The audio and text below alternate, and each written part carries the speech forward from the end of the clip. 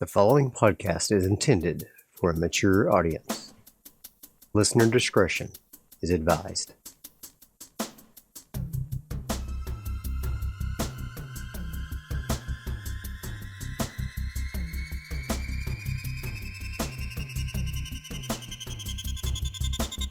Welcome to Alone in the Realm, a premium solo TTRPG podcast.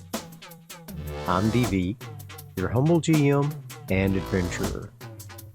Alone in the Realm is a podcast where we let the dice drive the story, and we are along for the ride. No character is beyond death, and we let the dice lay where they fall. We'll be playing Mothership by Tuesday Night Games, and the slasher module, Vibechete by Joel Hines. I'm altering quite a few elements of both the hooks and the storyline to make it a little different from other Vibechete actual plays out there. Without further ado, let's jump into the plot. Upstairs Corporation's abandoned Hodder Forest Reserve habitat drifts at the edge of core space, furnishing wealthy corporate scions a party spot away from their gilded cage's ever-present surveillance. Following an accident that resulted in the death of 50 workers, the remaining crew of the habitat station suddenly went silent. The domed habitat has been recently marked for decommissioning, and Hasmos Corporation has been hired to perform the deconstruction. In addition, the decom crew is to check on the welfare of the remaining Upstairs Corporation employees and take some biosphere specimens for further analysis. The habitat station itself is 1.5 kilometers long, 1 kilometer wide, and has a hemispheric oval transparent habitat dome. Beneath the dome, decaying structures dot an overgrown woodland landscape, ringed by access corridors. From the outside, the dome is opaque to prevent people from spying on the corporate retreat. A simulated day-night cycle exists on the inside of the dome to mimic a real forest environment. Our cast of characters: Denzel McNelly, he/him, Teamster, team lead for the expedition. Traits: reflective. Therese Montz, she/her, Teamster, pilot for the salvage scow Scorpio Rising. Traits: neglectful. Ollie Kenworth, he/him, scientist, biosphere analysis. Traits: morbid. Ada, automated droid assistant, they/them. Android, assistant to Denzel. Traits: bitter. Rowena Salvella, she/her, marine, security detail. Traits: predatory. Now we set the scene. The mythic chaos factor is at 5. The Scorpio Rising has docked with the Hodder Forest Reserve, and the crew have gathered their gear in preparation for the job. Mythic tests the expected scene.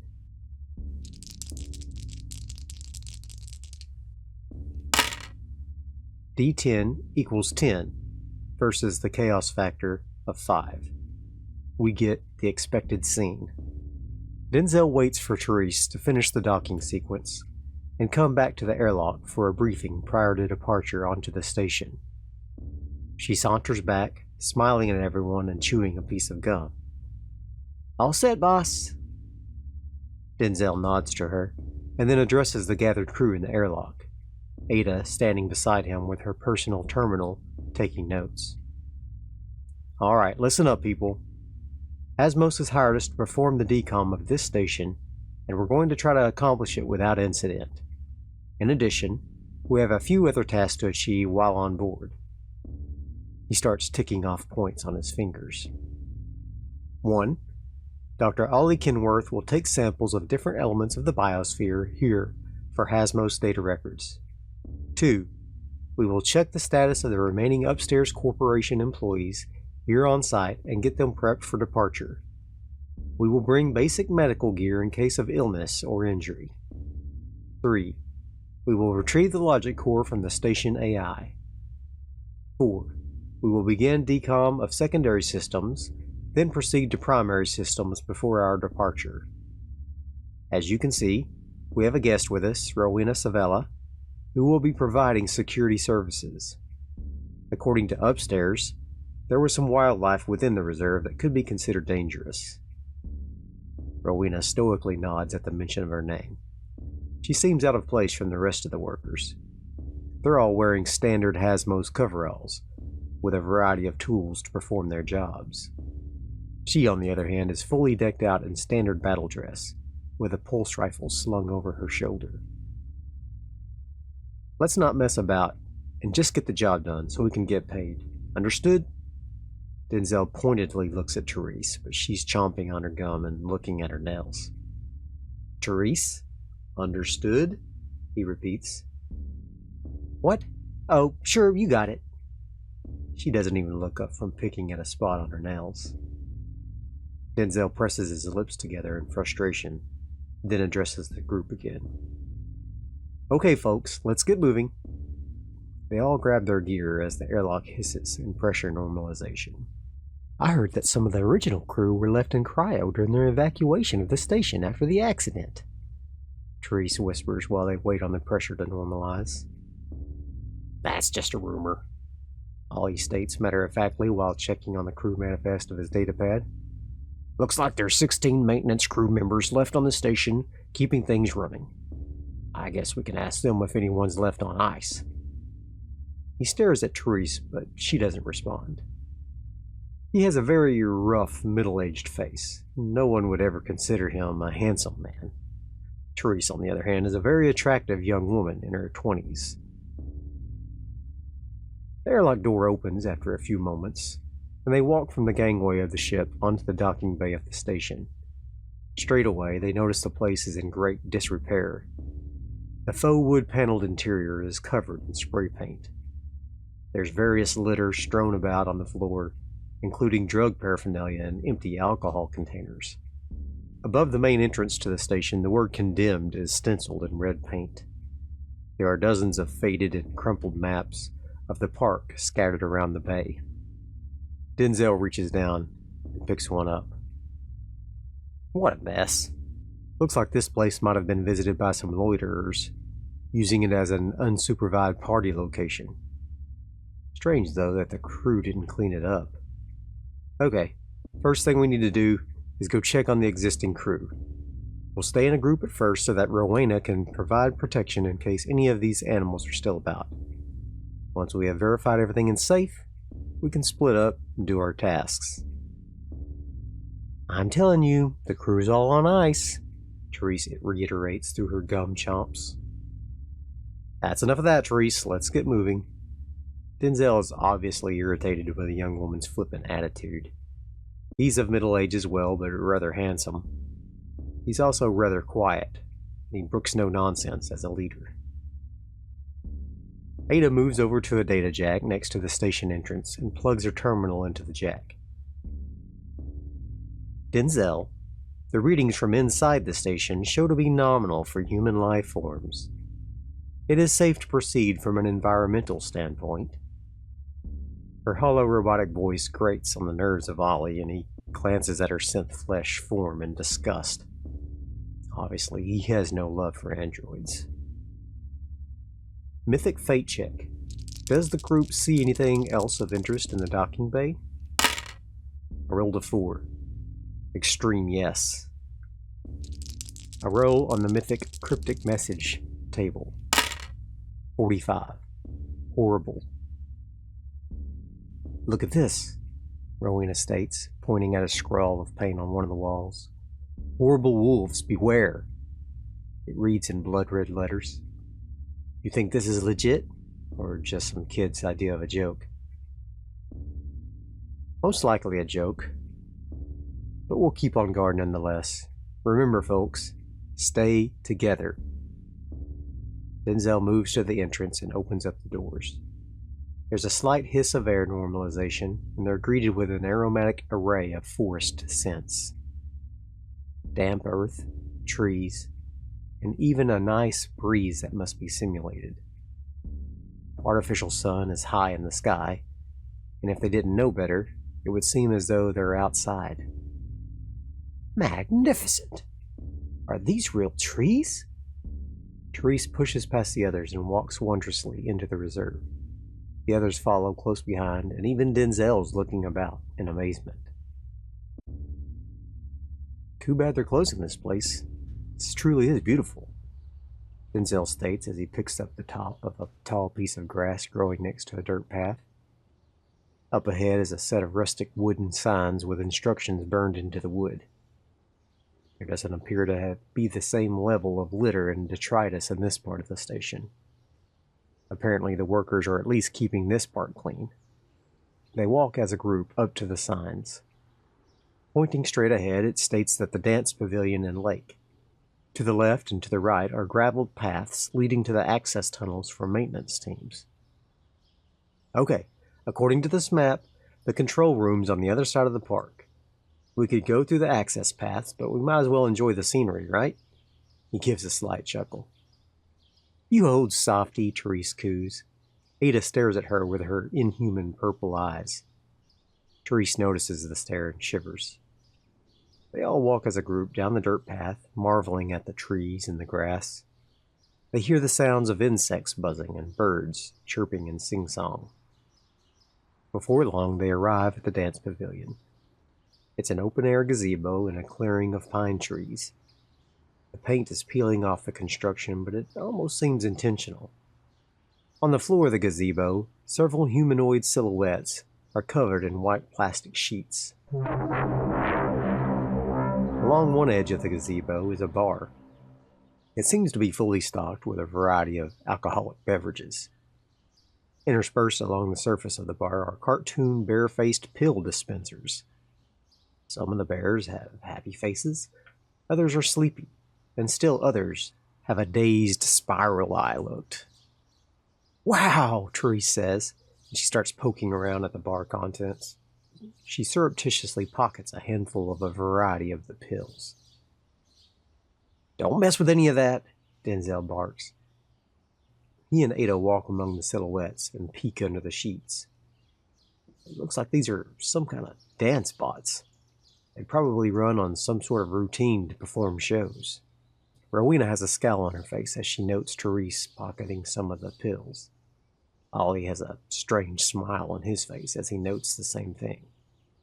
He walks over to Therese and says under his breath so only she can hear, I wouldn't take any of those if I were you.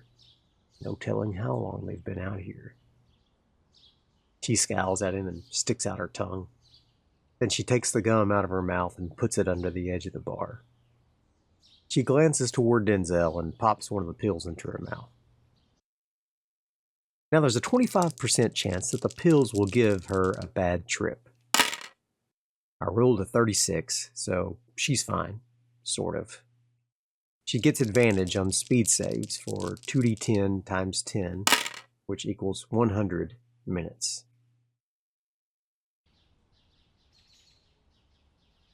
The effect of the pill is evident almost immediately and works akin to modern-day ecstasy, but more. Though Therese is mostly repulsed by Ollie, she suddenly finds him very intriguing. She runs her hand along the lapel of his coveralls and bites her lip. Let's go for a swim in the lake. She giggles and tugs on his arm, making for the lake that they can see shining in the sunlight nearby. Absolutely not. Therese! Therese! Get back here! Denzel angrily shouts as she runs, pulling Ollie along behind her. The doctor looks back at Denzel, shrugs, and breaks into a run after her. Damn it! Let's go get him! He growls, and he, Ada, and Rowena trot along behind them. By the time they arrive, Therese is already on the dock, unzipping her coveralls and laying her small class laser cutter on the ground beside her. It does 1d50 damage instead of the standard 1d100, but it can be used with one hand. She bites her lip looking at Ollie one more time, then dives into the water in her undergarments. She pops her head above the water and shouts, "Oh my stars, this water is great!" And she begins swimming out further into the lake. Ollie debates jumping in after her, but notices a flare gun floating in a wax paper boat near the dock. He reaches down to retrieve it. When he unfurls the paper, it reads, "I love you," in big bold letters. Tosses the note back to the ground and stands back up. He absent-mindedly puts the flare gun into his rucksack. The lake is beautiful and surrounded by pine trees. On the end of the dock is a bear-shaped speaker system. Ada walks up to it and pushes a button. Suddenly, overly loud rock music begins playing. She attempts to shut it off, but no matter what button she presses, it continues to blare. Denzel walks to the edge of the dock and shouts for Therese to come back, but either she can't hear him over the music, or she just continues to ignore him. Blasted no good excuse for a worker. She's done after this. I am not her babysitter. And turn that nonsense off, he shouts to Ada. She mouths something along the line that she's attempting to do so, but he can't hear her over the noise. This isn't the first job the team has done together, minus Rowena. This also isn't unusual behavior for Therese. She must have connections in the upper echelons of Hasmos, though, because despite numerous complaints and negative reviews, she continues in her employment on the team unfazed. Denzel walks over to where Ollie is kneeling on the dock, taking a sample of the water into a small kit. Denzel grabs the collar of the scientist's coveralls and pulls him up to his feet. "What were you thinking back there? You know better than to encourage her." Ollie pulls Denzel's hand from his clothes and gives him a straighten. "She is going to do whatever she wants, regardless of what you say, Denzel. We might as well enjoy the ride. Look around. This place is a paradise. If we take a little longer to get the job done, who cares?" Rowena marched up just as he was saying that. "I care. I get paid by the job, not the hour. So the quicker we can get this done, the quicker I can start the next payday. Get your team under control, Denzel." And she stalked off toward the end of the dock where Ada was still messing about with the speaker. Denzel growled as he walked over to where Ada was working on the speaker.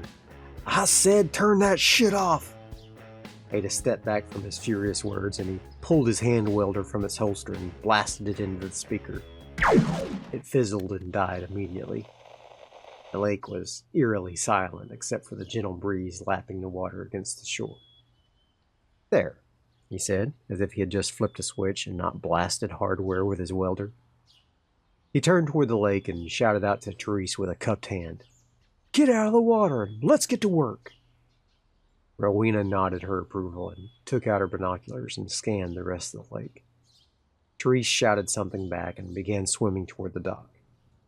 About halfway back, she very suddenly submerged into the water.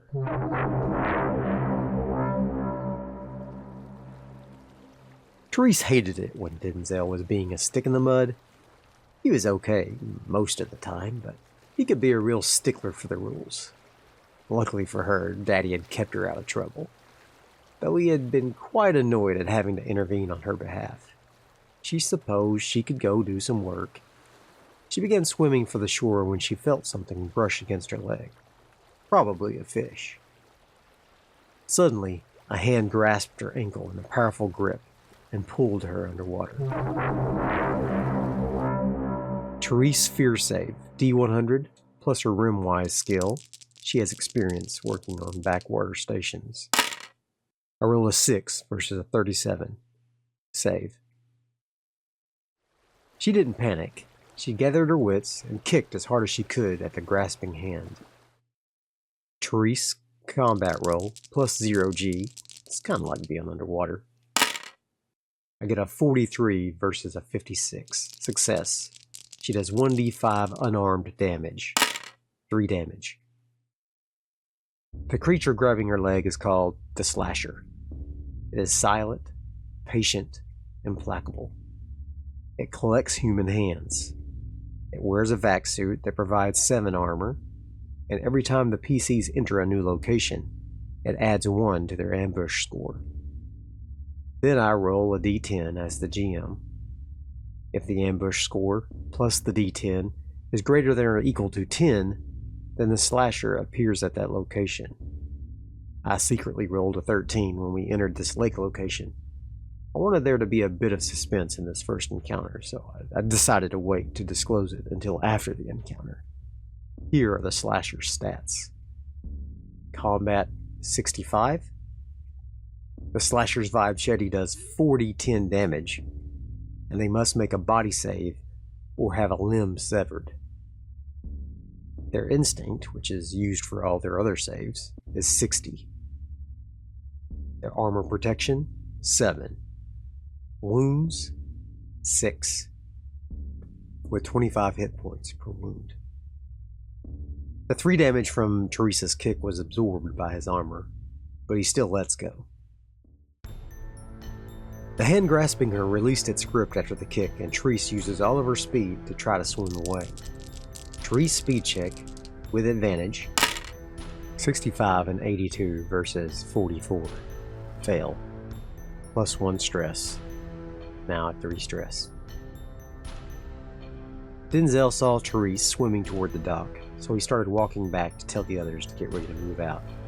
"What the?" Rowena exclaimed. She pointed out to the lake. "Something just pulled Therese under." "She's probably just messing about," Ollie said as he walked up. Ada nodded in assent. Denzel called out Teresa's name, but there was no response.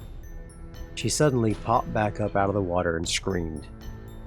Denzel ran down the dock, dove into the water, swimming for Therese. Rowena readied her pulse rifle. Slasher attacks Therese, D100. 97 versus 65. Miss. Therese feels the hum of the Vibchete as it swings near her legs. She swims harder than she ever has before. Therese, fear save plus rimwise. 52 versus 27. Fail. +1 stress. Make a panic save. D20 equals 16. Save. In Mothership, if you critically fail a save, you have to roll a panic check. You can optionally roll a panic check if you or the GM thinks it warrants it. In this case, I did think it warranted it, but she didn't panic. As Denzel swims nearer, Therese shouts out to him, "Something's attacking me!" Fighting underwater will not be a good time, but he submerges to see if he can get a sight of what's attacking Therese. Mythic fake check. Can Denzel see the slasher? I rolled a 22. Yes. With the doubles, we get a random event. I roll on the random event table, ambiguous event. So I roll on the mythic meaning tables, and I get change plus misfortune. Denzel swims underwater and sees a massive figure wearing an old-fashioned bubble helmet vac suit swimming slowly after Therese. It sees Denzel up ahead, and it just lets itself drift down to the bottom of the lake, out of sight. He swims back up to the surface just as Therese is nearing him. "It's gone for now, let's go!" he gasps between breaths, as they both swim toward the dock. They reach the dock soon after, and the others help them up out of the water. Therese grabs her coveralls and immediately begins running away from the water. Denzel scoops up her small laser cutter and points it toward the lake while backing away. "Some fucking psycho in a vac suit with a huge Vibechete was down there taking swipes at Therese," he growls as he too begins to back away from the water. Rowena doesn't say anything, but she trains her rifle at the edge of the dock and begins to walk backwards as well. Ollie runs over to Therese and helps to calm her down and check to make sure she isn't injured. Ada pulls out her crowbar and says, "That is highly unusual for a station employee to behave in this manner. I am contacting Hasmos immediately." She stands silently for a moment, then states matter-of-factly, "I am unable to route any communication to the ship from here. Highly unusual. These stupid rich shits didn't want anyone spying on them from within or from outside this habitat. so long-range comms outside the dome are blocked except from the control center. Denzel growls while scanning the lakeside. Ada nods as if he was just talking about the weather. Within a moment, the bubble helmet of a vac suit emerges from the water as the thing calmly walks out of the lake. End of scene. I hope you enjoyed this first session of Mothership Vibechete. I had a lot of fun, and we'll continue this series very soon. Bye for now.